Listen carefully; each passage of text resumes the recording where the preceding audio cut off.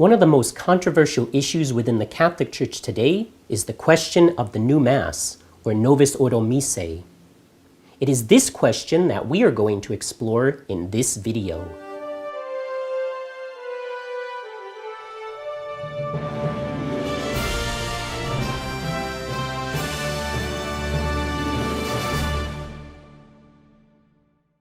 This Novus Ordo Missae, or new way of saying Mass, was introduced in 1969 by Pope Paul VI.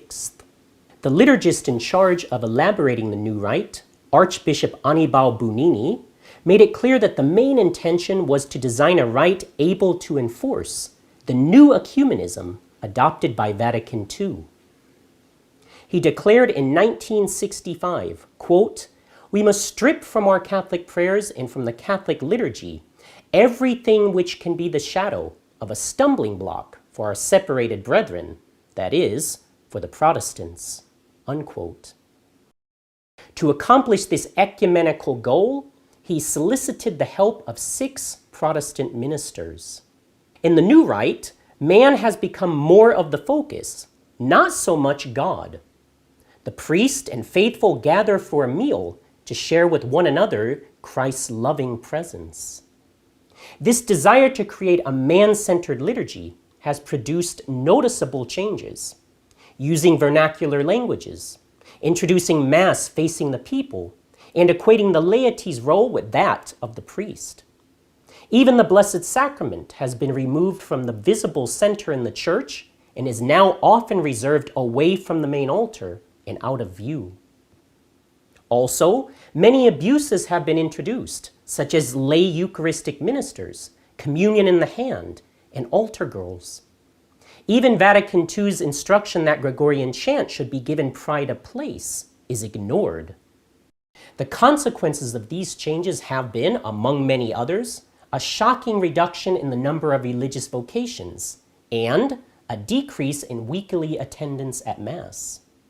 Sacramental confession, as an important preparation for receiving the Eucharist, has also steadily declined. The traditional Mass, on the contrary, focuses on the worship of God and the true sacrificial nature of the Mass. The Catholic Church teaches that Jesus Christ, through the priest, offers his body and blood to his Father in atonement for all the sins of humanity.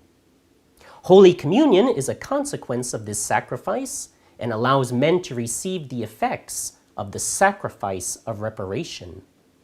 The use of a sacred language such as Latin for the worship of God, the many signs of respect and adoration to show our loving submission to him, the unique role of the ordained priest who takes the place of Christ at the altar, a reverent and humble reception of Holy Communion, kneeling and on the tongue, the awe-inspiring sacred chants are all indicative of how the Mass directs us to God.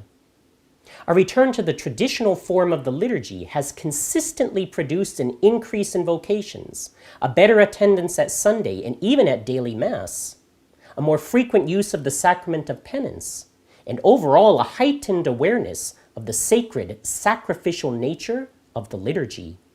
The traditional Mass and all of the doctrine that it conveys is the means for a true restoration of all things in Christ. For further understanding and insight on this question, we recommend reading Problem of the Liturgical Reform, or obtaining the short leaflet, Why the Latin Mass, which can be found at angeluspress.org. For a detailed analysis of the new Mass, we recommend reading Pope Paul's New Mass by Michael Davies, available at angeluspress.org. Another great source we recommend is to read The Mass of All Time by Archbishop Marcel Lefebvre, also available at angeluspress.org. To learn more, go to sspx.org and subscribe to our email list.